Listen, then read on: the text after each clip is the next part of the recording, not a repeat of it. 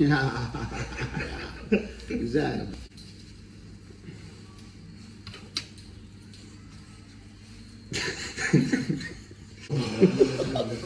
Çok komik gözükmüyor mu saçım? Bu ne ya abi?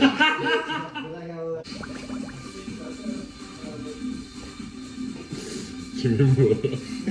Abi ne yapıyorsun da?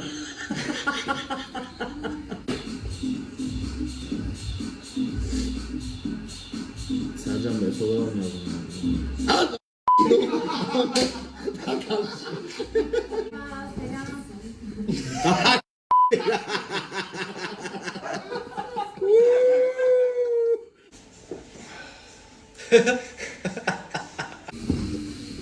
Bak. Görüyor musun bak? Bize hediye.